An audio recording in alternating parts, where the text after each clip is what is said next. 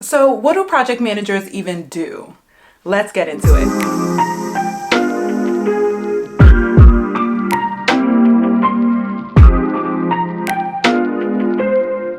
Hello YouTube family, welcome back to my channel. I'm Christina and this is Cultivated Chrissy. Now in today's video, we're talking about what project managers do, okay? We're getting into the roles and responsibilities of a project manager. So if you are interested, then make sure you keep on watching. So I like to look at everything in terms of the project lifecycle. So if you look at the project manager's role in terms of that, then at a high level, the project manager does the following. 1, they facilitate the initiation of the project. 2, they develop the project plan. 3, they manage their team and their execution of the project plan. 4, they closely monitor and report out on progress, changes, or issues towards completion of that plan.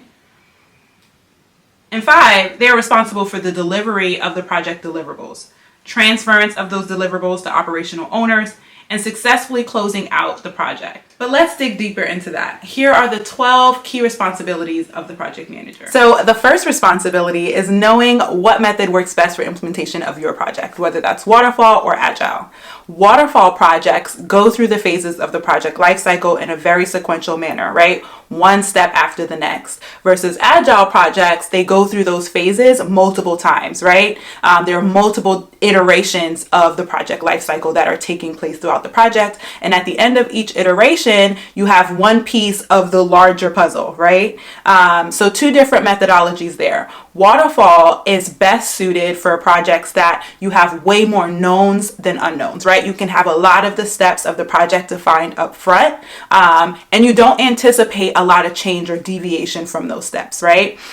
Maybe it's something that your organization has implemented several times before, right? But again, it's best suited for projects where there's going to be a lot of knowns.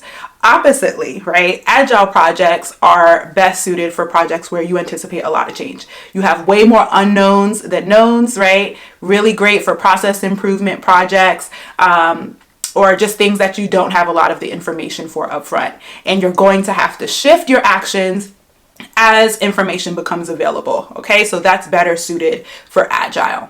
So the second responsibility of the project manager is to facilitate the development of the project charter, right? I have a video all about how to complete the project charter, as well as a template linked down below that is fully annotated. It gives you prompting questions as well as descriptions for how to complete each section. I will also link the video up in the cards and down below. But this is a vital component to your project and one you should not skip, okay? You're bringing in all the key stakeholders, okay? Your key decision makers as well as your project sponsor to start to develop the project charter, okay? This is going to formally initiate your project. And as I stated in those previous videos, the project charter tells you the who, what, when, where, why, and how of your project, right? It gives you direction. You don't drive a car without direction, and you don't start a project without a project charter, okay? So you're going to make sure that's done. Again, I'll link the video all about how to do that below.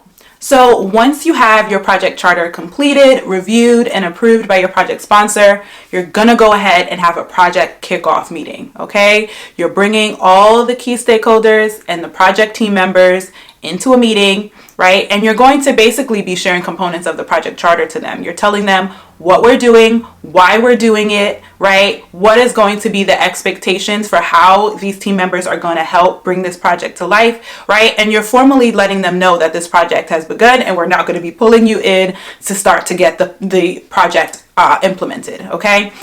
So that is the project kickoff. You're going to want to make sure that you do that, really setting the stage and the foundation for your project. So after the project kickoff, okay, you want to make sure that you set up your weekly status meetings. If you're having an agile project, then this would most likely be a daily stand-up instead, okay? But you're going to want to make sure that you get this calendared. During the project kickoff, I do ask about people's general availability to see what day of the week works best for people. But of course, I go into Outlook, look at calendars, and get it scheduled that way as well. But during this meeting, you're going to want to know what's due, what's upcoming, what issues are we facing, things that may have come up during the project, what risks have we planned for that may be coming to fruition and we need to start implementing mitigation plans for or escalating things. Okay, so you're going to want to get a report out of this information, and you can use different reports to facilitate that, right? Of course, you have your agenda, but you can also have a report to facilitate this as well. Things like a top 2 report that lists out your accomplishments for the week and then what's upcoming. You can have a dashboard that kind of tells you all this information at a glance, what's late, what's been submitted, right? All of that information. So you can use a report to facilitate this as well. And just like with the project kickoff meeting, every other meeting that you have, including your status meetings, you need to make sure that you have an agenda written for those and sent out in advance, and also have your minutes done, okay? You want to document everything, and if it's not documented, it didn't happen, okay? So make sure that you're documenting what happened in those meetings inside of a minutes template. And make sure that you're sending those minutes out within 24 hours of the meeting. That's a good rule of thumb there. So the 5th responsibility is to facilitate requirements gathering sessions, right? It could be one or it could be several. It could be with a large group or individual people. There are many different ways that you can collect requirements, but it needs to be done before you can do your project schedule or your project plan, right? So you're going to gather those requirements. The requirements lead to development of your different deliverables, okay? So they're vital to collect. You can collect them on a requirements matrix, and your matrix basically tells you what is the requirement, who owns it, and then what is the acceptance criteria for that requirement, right? Which essentially just helps you to understand what needs to be done, what boxes do we have to check off in order for this requirement to be considered complete, okay? So that's what that tells you. You're going to want to make sure you collect that. For me personally, when I'm collecting requirements, I love to have a session where we do sticky notes, people write it down, and then we can kind of organize it and go through what the requirements are and collect additional information there as well. So that is requirements gathering. You definitely need to make sure you do that before the development of your project plan.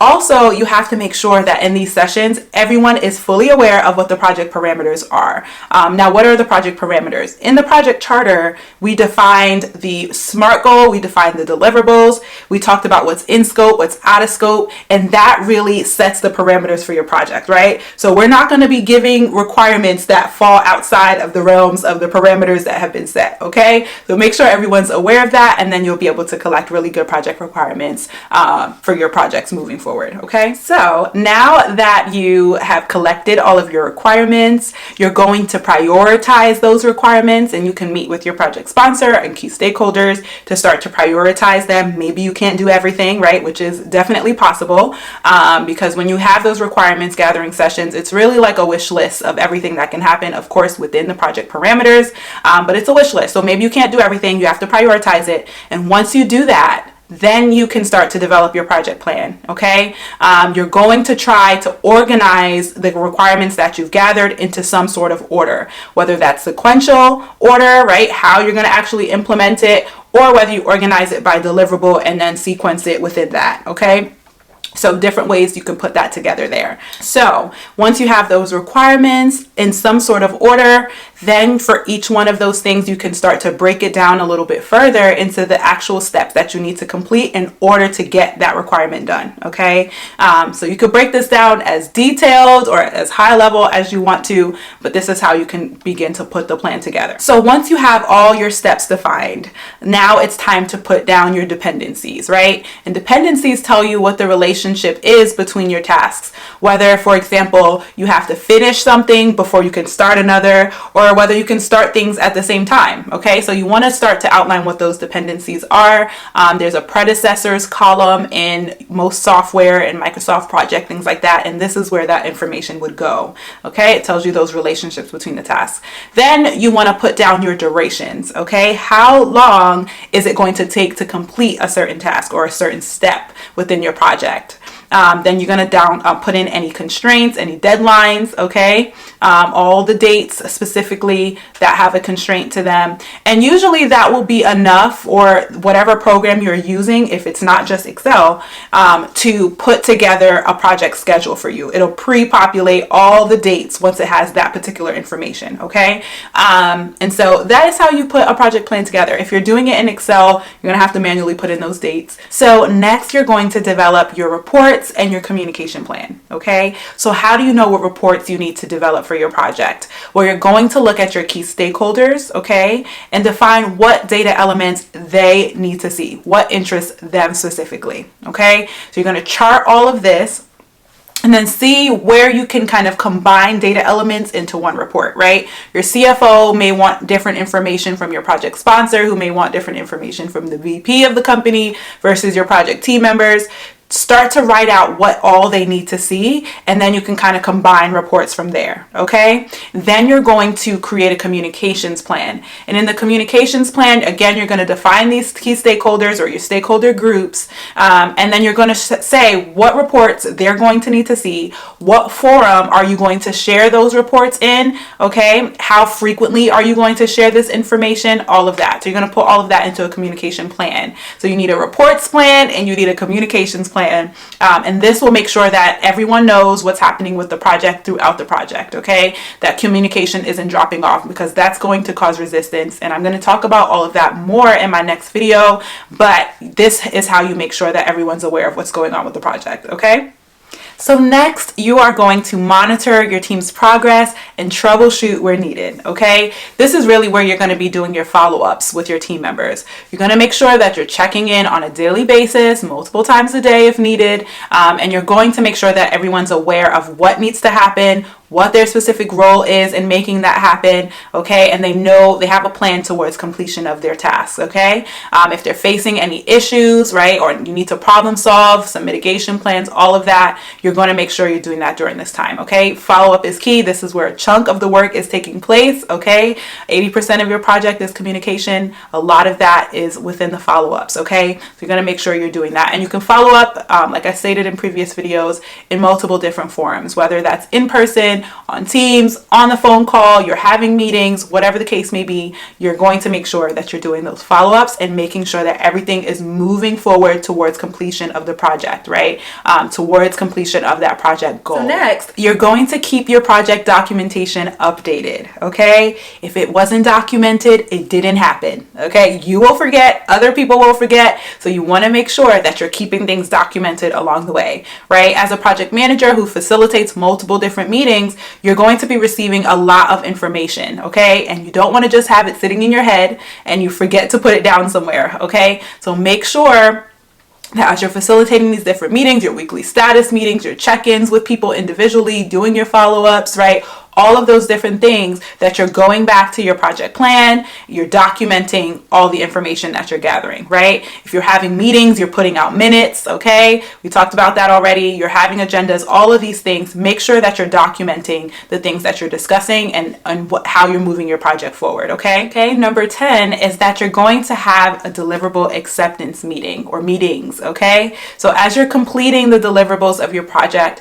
you want to make sure that you're looking back at your requirements matrix, looking at the acceptance criteria, and making sure that there's sign off on completion of those deliverables. And you want to do this whether it be in an existing meeting where you devote some time at the end of the meeting to get your deliverable acceptance, right? Or you create a separate meeting where you're reviewing the deliverables, making sure you're answering any questions and getting formal acceptance of it in that way. But you want to make sure that you're doing that along the project so that you have formal acceptance of those deliverables. So by the end of it, you know everything has been reviewed and approved, okay? So next, you want to make sure that you have a transference plan for each of your deliverables and you formally deliver them over to who the new owner is going to be. After you complete your project and you have all of these deliverables that have been created, right? Whether it be a product, a physical product, a software, right? Digital product, a new service line. Once you do all of that, right? You need to have a new operational owner because you cannot be the owner, right? It has to go to someone else. You are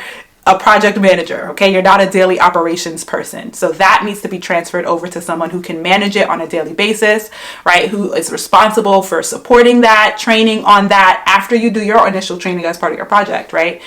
Maintaining those systems or maintaining those service lines. You need someone else who's going to manage that, okay? So you want to create a transference plan, and basically this plan just lets them know what is the key deliverable, right? What is the key information they need to know about this thing? How do they need to maintain it? What specific dates do they need to pay attention to? all of that, everything they need to know in order to manage this properly. You want to make sure you have that down documented for them. And you can document this on a one-pager, right? It doesn't have to be a long document, or it can be some sort of standard operating procedure or an SOP, but you want to make sure you document this all and it's transferred. You formally deliver it to that person, whoever it's going to be, so it is out of your hands by the end of your project, okay? Thank me later. You're gonna want to make sure you do that, okay? So next is the project closeout, okay? Here's a checklist.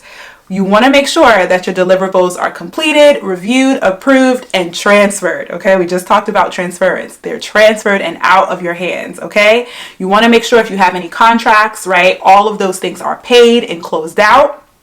Then you want to do a lessons learned session, right? Sometimes this is referred to as a postmortem, but you want to make sure you're asking your team members what went well, what didn't go so well, what could be improved, and you're documenting all of that. And you take all your project documentation, including what you gather from the lessons learned, and you keep this in your, whatever your management system is, and you can refer to this later, right? If you have another project that's similar, you'll be able to access these documents and be able to use information from previous projects. So documentation is important, and lessons learned is also important, especially if you're going to do something like this again, okay? So make sure you do that. Not something I would skip. It could be really informative. I also like to do this with the sticky notes method. You can also do this virtually if you are remote. I'm remote and you can still do this, okay? But you just get everybody's individual thoughts on what went well, what didn't go well, what can be improved. You put it on a wall, you organize it, and you just kind of go through everything. That's how you really get real answers, okay?